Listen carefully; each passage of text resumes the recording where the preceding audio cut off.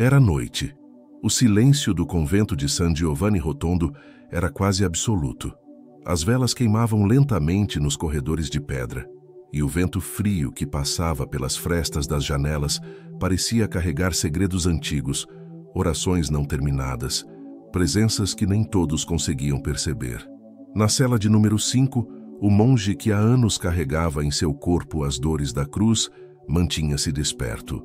Padre Pio sentia algo diferente no ar. Não era apenas uma inquietação comum, daquelas que o visitavam quando sofria pelos pecados do mundo. Era algo mais denso, mais escuro. Ele sabia. Desde muito cedo havia aprendido a discernir as movimentações do invisível.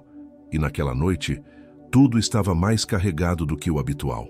O ar parecia pesado, as sombras mais densas, a vela tremia sem vento. Não era apenas um pressentimento, era uma guerra, e ela estava prestes a começar. Padre Pio estava em profunda oração quando sentiu a temperatura da cela cair subitamente. O calor da vela já não o alcançava e uma presença invisível começou a se manifestar. Ele não abriu os olhos, nem se levantou.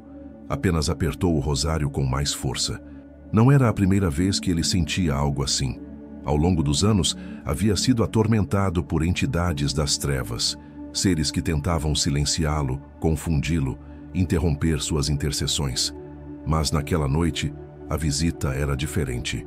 Ela não vinha com gritos ou sons estridentes, vinha com um silêncio sufocante, vinha com peso, com autoridade pervertida, o tipo de presença que carrega ódio antigo, rancor contra o que é santo, o tipo de presença que não se manifesta diante de qualquer um, mas apenas diante daqueles que no espírito representam ameaça.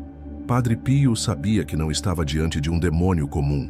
O que havia entrado ali não era apenas maligno, era algo que não podia ser descrito com os padrões humanos. A vela se apagou. A escuridão tomou conta da cela, mas Padre Pio continuava ajoelhado em completo silêncio. Seus lábios ainda se moviam em oração. Era assim que ele lutava, nunca com gritos, nunca com medo. Ele sabia que no reino espiritual, quem conhece sua posição em Deus não precisa se exaltar, apenas resistir com fé. E foi nesse silêncio que a batalha começou. O crucifixo que ele mantinha sobre o peito começou a esquentar, como se queimasse em sua pele. Mas ele não se moveu. A escuridão na sala parecia viva, como se a própria sombra quisesse tomar forma.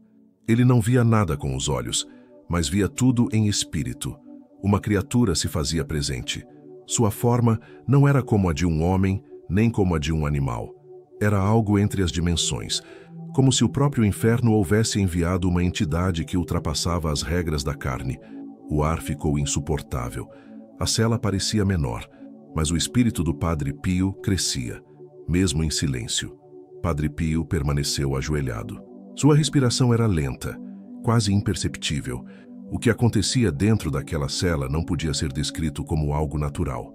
Não havia ruído, não havia gritos, não havia objetos se movendo no ar como nos relatos sensacionalistas de exorcismos populares.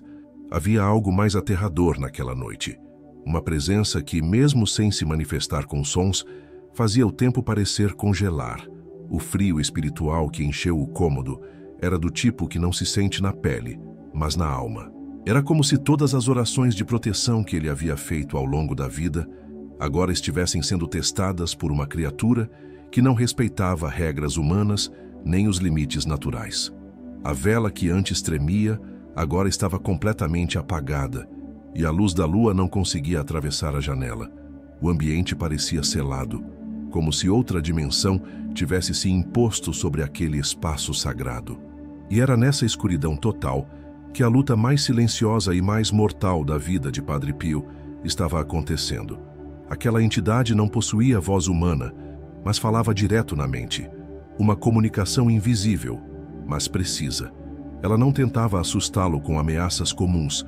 Em vez disso, tentava minar sua fé com insinuações sutilmente arquitetadas, palavras que colocavam em dúvida sua missão, frases que questionavam seu chamado, insinuações sobre a inutilidade do sacrifício, mas nada disso o abalava.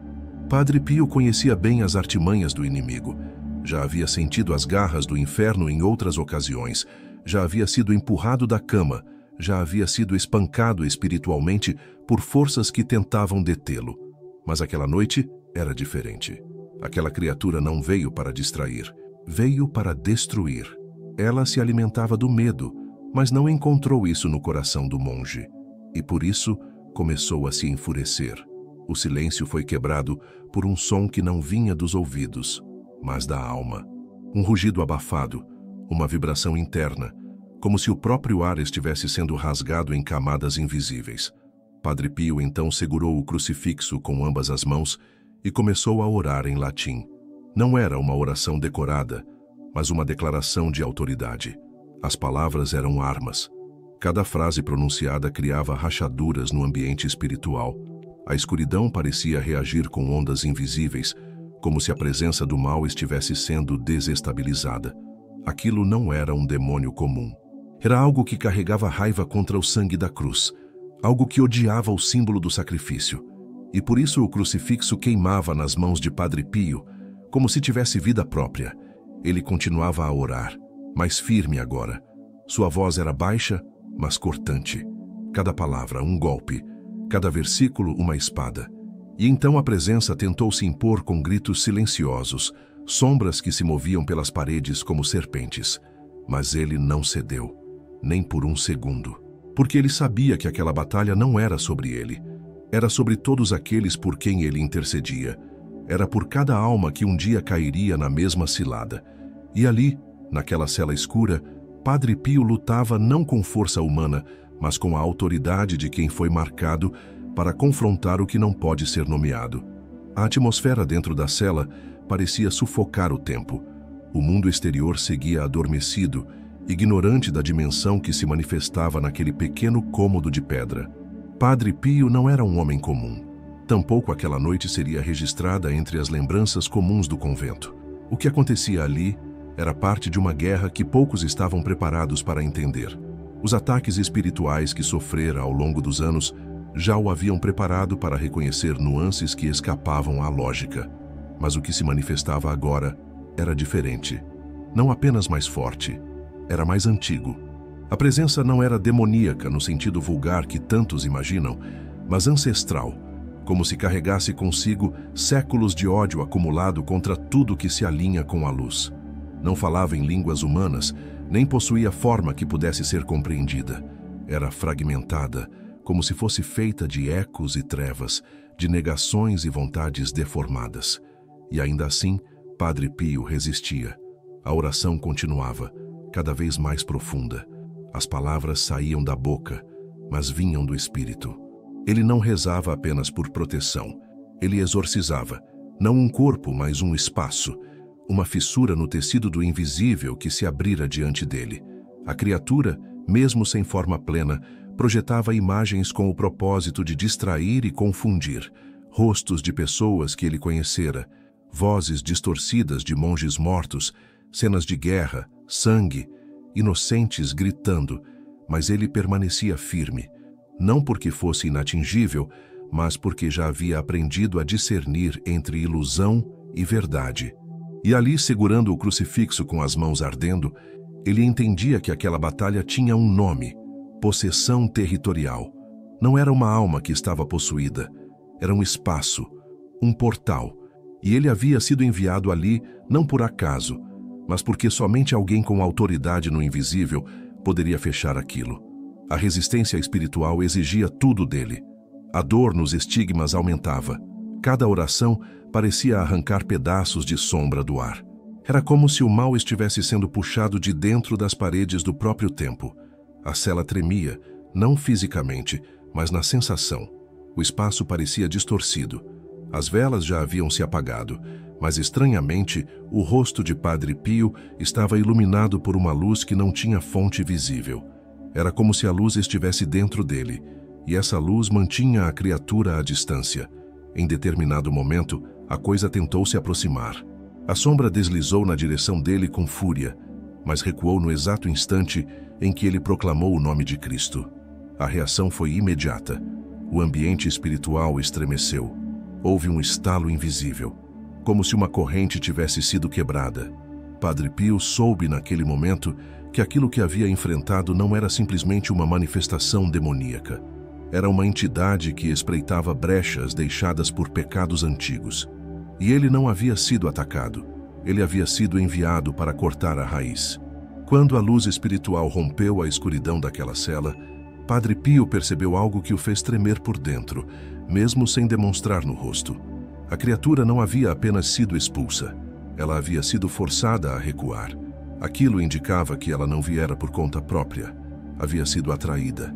Como uma fera antiga que sente o cheiro de sangue e segue o rastro, ela havia respondido a um chamado. Isso mudava tudo, porque não se tratava apenas de um confronto entre luz e trevas, mas de um território que havia sido profanado, mesmo dentro dos muros do convento. Padre Pio começou a perguntar em espírito: quem abriu a porta? Que oração foi abandonada? Que voto foi quebrado? A resposta não veio em palavras, veio em silêncio. Um silêncio que doía mais do que gritos. O silêncio do céu quando o homem abandona a vigilância. E ali, sozinho, no meio daquela guerra oculta, ele compreendeu que estava lutando por algo muito maior do que imaginava. Ele estava reconsagrando o espaço. A entidade não foi embora completamente. Ela se dissipou, mas deixou uma presença residual, como um cheiro que gruda na alma. Padre Pio não cessou a oração. Sabia que o erro de muitos exorcistas era interromper a batalha antes do tempo. Ele permaneceu ali, ajoelhado, orando com o terço enrolado nos dedos feridos, até que o ambiente voltou a respirar. Não havia som, não havia luz, mas havia paz. Uma paz que só se conhece após sobreviver à tempestade. Naquele instante, sentiu-se invadido por uma tristeza profunda. Não era sua. Era uma tristeza herdada do céu, uma dor vinda do coração de Deus por ver tantos espaços santos sendo ocupados por sombras apenas porque os vigilantes adormeceram. Ele sabia que muitos ainda zombariam se ouvissem o que ele tinha vivido ali. Chamariam de exagero, de misticismo, de superstição, mas ele não precisava provar nada. Ele havia visto, ele havia lutado, e ele havia vencido com armas que o mundo despreza: silêncio, oração e verdade. Ao se levantar, sentiu o corpo exausto. Cada músculo doía. O suor escorria pela fronte como se tivesse corrido quilômetros. A cruz ainda queimava sobre o peito. Ele sabia que aquela batalha havia deixado marcas, mas não se queixou, porque onde há entrega, a dor se transforma em honra. Ele acendeu novamente a vela. A chama subiu com força, como se confirmasse o fim do conflito. Naquele instante, ouviu passos no corredor. Um dos monges se aproximava com receio. Havia sentido algo estranho na noite.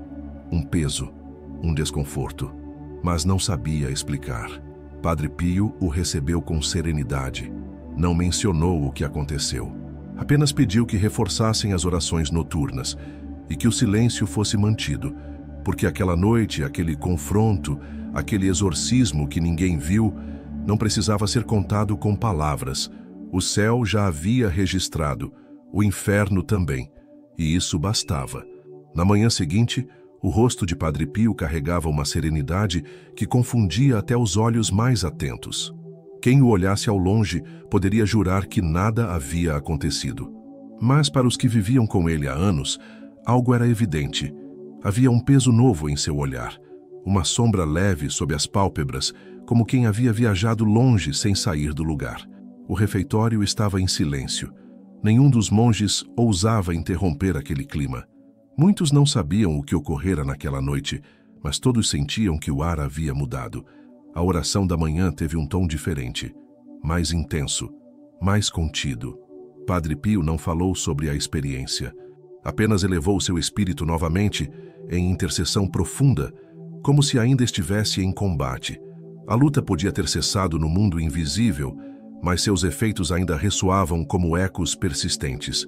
Porque o mal, quando exposto, muitas vezes recua, mas não desiste.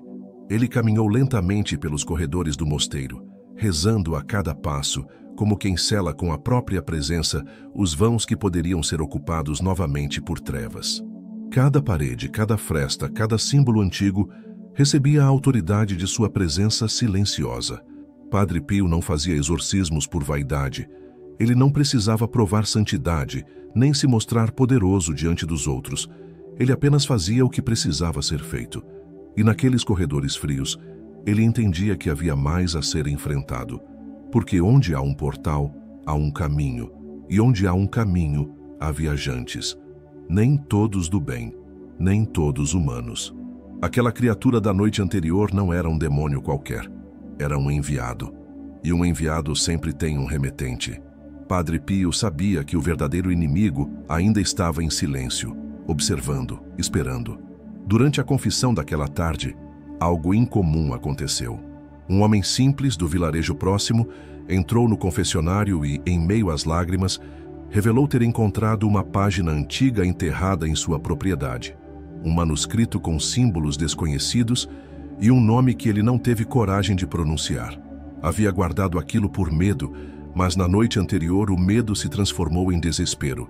Tivera pesadelos tão vívidos que acordara gritando, e a imagem que mais o apavorou era a de um monge lutando contra uma sombra que parecia ter 1000 olhos.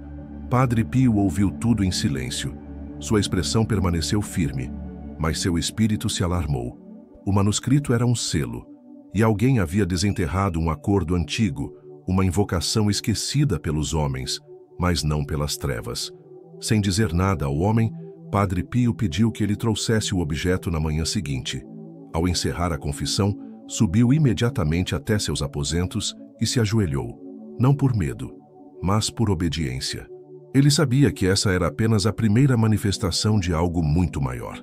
A batalha da noite anterior não havia sido um evento isolado. Era a abertura de um ciclo, um aviso e talvez uma preparação para o que viria. Ele apertou o terço com força, olhou para o crucifixo e sussurrou: Senhor, prepara-me. A resposta veio não com palavras, mas com uma presença doce que invadiu o ambiente como um bálsamo. O Espírito de Deus o envolveu em paz, mesmo diante da guerra iminente. Porque os soldados da luz não lutam pela vitória, eles lutam da vitória. E a missão de Padre Pio, naquele novo ciclo, ainda estava apenas começando. Na madrugada que se seguiu, Padre Pio permaneceu em constante vigília. O cansaço físico era real, mas seu espírito parecia renovado, por algo que vinha de fora do tempo. Ele havia enfrentado a escuridão de frente e entendido que não se tratava apenas de combater manifestações ocultas. Ele era agora um guardião de brechas espirituais que precisavam ser seladas com fé, oração e total renúncia de si mesmo. Enquanto os monges dormiam, ele escrevia. Suas anotações não eram para publicação nem para louvor dos homens. Eram registros espirituais. Traços que ligavam eventos aparentemente desconexos. Pesadelos de moradores, visões recorrentes, anomalias nos campos, presenças sombrias em torno da paróquia. Era como se uma rede estivesse se formando. E ele entendia que toda essa movimentação era parte de um plano antigo que voltava à tona. O manuscrito chegou às suas mãos logo pela manhã. O camponês, pálido e hesitante, entregou o pergaminho embrulhado em um pano de linho. Quando Padre Pio abriu o tecido, sentiu um frio percorrer-lhe os braços, mesmo com o sol aquecendo as janelas da sacristia. O papel estava gasto pelo tempo, mas a tinta parecia recente. Símbolos circulares, desenhos de figuras caídas e, ao centro, um nome riscado várias vezes como se alguém quisesse impedir sua leitura. Ele não tentou decifrar. Não era necessário. O espírito reconhece o que os olhos não compreendem. Era um pacto, um selo ancestral, não feito por palavras humanas, mas por intenções corrompidas que ainda clamavam por vingança. Padre Pio sabia que algo ou alguém havia quebrado a proteção sobre aquela terra, e aquilo que antes dormia, agora estava acordando. Com profundo temor de Deus, ele iniciou um processo de consagração. Jejuou, orava sem cessar, e pediu ao superior permissão para fazer vigílias solitárias em determinadas partes do convento. Havia quartos que pareciam carregar um peso antigo. Salas que, mesmo limpas e bem cuidadas, exalavam uma densidade espiritual anormal. A cada noite ele escolhia um cômodo, rezava o rosário, invocava o nome de Cristo e declarava as promessas das Escrituras sobre aquele lugar. Muitos monges começaram a adoecer subitamente. Pesadelos tomaram conta da comunidade, e mesmo sem compartilhar o que descobrira, Padre Pio compreendeu que a batalha havia se estendido. O mal estava tentando resistir à expulsão. Não queria apenas o território físico. Queria também contaminar os pensamentos, os corpos, a esperança dos que viviam ali. Certa noite, enquanto orava na antiga biblioteca, ouviu algo que nunca esquecera: o sussurro de uma criança chamando seu nome. Mas não era uma voz angelical, era uma imitação, uma simulação perversa da inocência. Ao virar-se, viu um vulto encostado na estante, com olhos brilhando como brasas e uma presença fria como mármore. O ser não avançou. Ficou ali observando, como quem media o tamanho da luz que habitava naquele homem. Padre Pio permaneceu em silêncio, mas seus pensamentos clamavam: Senhor, seja minha fortaleza. E nesse exato instante, a vela acesa no centro da sala explodiu em luz, como se tivesse sido tocada pelo fogo do alto. O vulto desapareceu, mas o ar ficou pesado. Aquilo era um aviso. O inimigo já não se escondia. Ele agora observava. A notícia da presença de algo incomum começou a se espalhar discretamente entre os corredores do convento. Alguns monges mais antigos, experientes em discernimento espiritual, começaram a perceber que havia algo se movendo nas sombras. Algo que não era natural. E mesmo que ninguém ousasse comentar abertamente, os olhares se cruzavam com inquietação. Padre Pio, no entanto, mantinha seu silêncio. Sabia que mencionar o que enfrentava poderia causar pânico, e isso abriria ainda mais espaço para o inimigo, porque o medo é um combustível para as trevas. Ele continuava sua missão em segredo, como um soldado que cava trincheiras na alma, mantendo a linha de defesa invisível em pé com oração, jejum e entrega. Mas dentro de si, sentia que o momento da revelação estava se aproximando. Algo grandioso e perigoso estava para acontecer. Em uma tarde de confissão, uma jovem senhora entrou na capela, tremendo. Ela não conseguia sequer se ajoelhar. Padre Pio pediu que ela se sentasse, e antes que dissesse qualquer palavra, ele sentiu. A presença estava nela. Não era possessão, mas uma influência intensa, um vínculo aberto por traumas antigos. Ela começou a contar que, em sua juventude, havia participado de um ritual sem saber, uma brincadeira que envolvia leitura de cartas, velas e invocação de espíritos. Desde então, sua vida havia se transformado em um pesadelo. Vozerios noturnos, paralisias do sono, ataques inexplicáveis. Ela tentou ajuda médica, procurou conselhos, mas nada funcionava. Quando ouviu falar do convento, decidiu arriscar. Ela não sabia exatamente por que viera, mas sentia que precisava encontrar aquele monge de mãos feridas. Ele a ouviria. Padre Pio permaneceu em oração silenciosa por minutos. A atmosfera da capela mudou. Uma brisa gelada percorreu o ambiente, mesmo com as janelas fechadas. Ele se aproximou da jovem, colocou a mão sobre sua cabeça e começou a orar. Não era uma oração comum.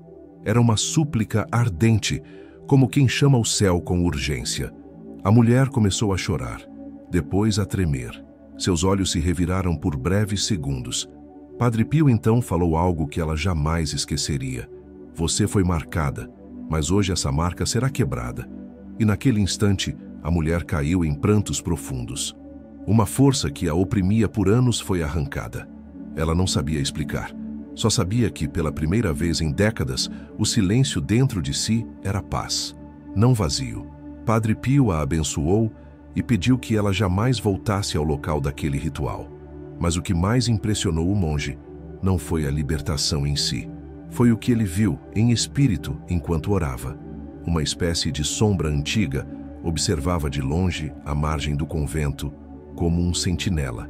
Não agia, não interferia, apenas observava. E Padre Pio entendeu. Aquela batalha não era apenas contra as manifestações, era contra a fonte, uma entidade inteligente, fria, que estudava cada movimento, cada passo, cada fraqueza. E ele sabia. Ela aguardava o momento de atacar com mais força. Por isso, ele reforçou as orações da madrugada. Começou a instruir discretamente outros monges sobre vigilância, jejum e consagração. Não dizia tudo, mas plantava sementes de preparo, porque a guerra, embora oculta, já estava em andamento. E a próxima noite traria um confronto que ninguém esqueceria. A noite seguinte desceu como uma cortina pesada sobre o convento. O céu estava estranho, sem estrelas, sem lua, como se o firmamento estivesse em silêncio absoluto diante do que estava por vir. Dentro das paredes de pedra, a sensação era de vigilância extrema. Algo se movia nos corredores, não em forma física, mas em uma energia densa que fazia os candelabros tremular e as orações parecerem mais urgentes. Padre Pio sentia no coração que aquele seria o momento do embate.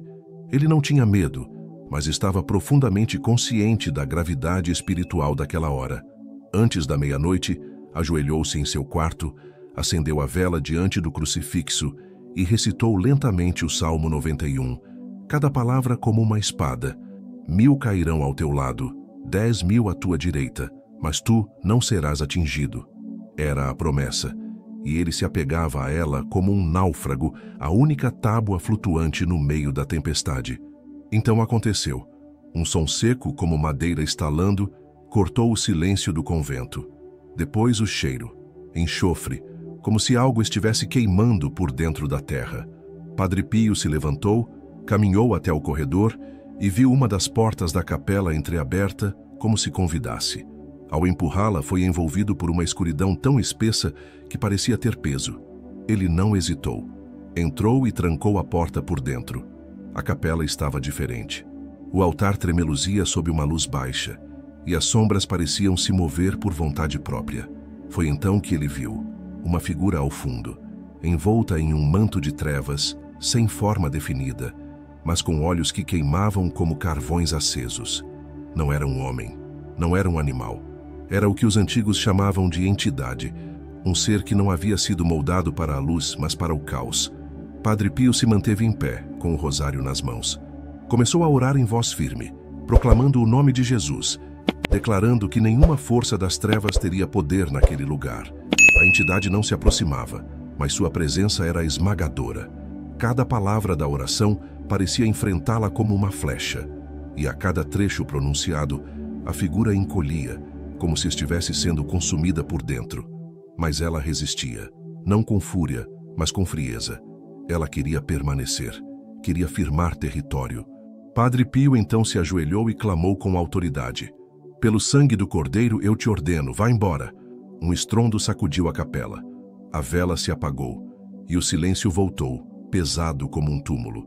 Quando a vela reacendeu sozinha, o lugar estava vazio, mas o chão carregava uma marca, 3 riscos profundos em pedra viva, como garras arranhando a eternidade. Na manhã seguinte, ninguém ousou perguntar, mas todos notaram.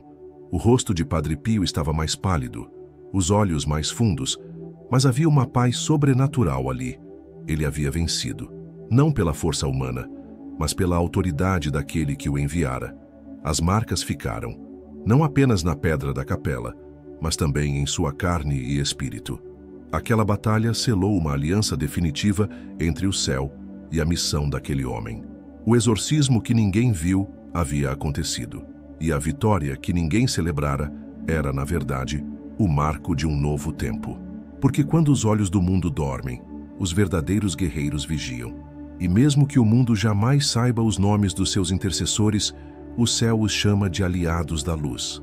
Padre Pio, naquele instante, havia se tornado mais do que um monge. Tornara-se uma muralha viva entre o céu e o abismo.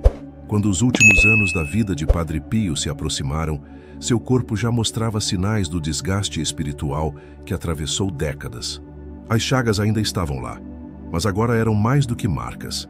Eram selos de uma jornada travada entre mundos. Ele sabia que sua partida estava próxima e não temia. Seu olhar era sereno, como quem já havia atravessado as sombras mais densas e compreendido que a morte, para aqueles que vivem em Deus, não é o fim, mas o desfecho de um chamado. Nos últimos meses, recebia menos visitas. Escolheu o recolhimento não por fraqueza, mas por reverência ao mistério do fim. Continuava celebrando a missa com profundidade sobrenatural. Para quem assistia, era como se o altar se abrisse e o céu invadisse a terra. E cada palavra, cada gesto, parecia romper as barreiras do tempo, porque já não havia distância entre o visível e o invisível em sua presença. Na última noite, ao fechar os olhos em sua cela simples, o ambiente se encheu de um silêncio diferente. Não era o silêncio da ausência, era o silêncio da presença total. Testemunhas dizem que seu quarto foi tomado por um aroma inexplicável, como de flores que não existiam naquele local. E mesmo em morte, seu rosto transmitia paz. Mas algo permaneceu ali, como se sua missão, embora encerrada em carne, tivesse deixado uma centelha ativada. Muitos que visitam seu túmulo relatam curas, sonhos, libertações. Outros dizem sentir que ele ainda intercede, que sua presença espiritual é tão forte quanto antes. E não seria surpresa. Porque quando alguém vive a vida inteira como oferta, a eternidade responde com continuidade. Padre Pio não foi apenas um monge, foi um canal vivo entre o céu e as trevas ocultas deste mundo. E mesmo hoje, a batalha que ele travou contra o ser que não era humano continua inspirando os que ousam crer na guerra invisível. Sua história nos ensina que as maiores lutas não são vistas, que os inimigos mais perigosos não têm rosto, e que a verdadeira vitória acontece no secreto, quando ninguém aplaude, quando ninguém sabe, quando apenas o céu assiste. Padre Pio não buscava plateia, buscava almas. Sua vida foi uma oração contínua, um exorcismo silencioso, uma entrega que nunca se negociou. Que sua história desperte em nós o desejo de também nos tornarmos guerreiros do invisível, mesmo que ninguém veja, mesmo que ninguém compreenda, porque onde há fé verdadeira, o inferno treme. E onde há um coração rendido, a luz vence, sempre.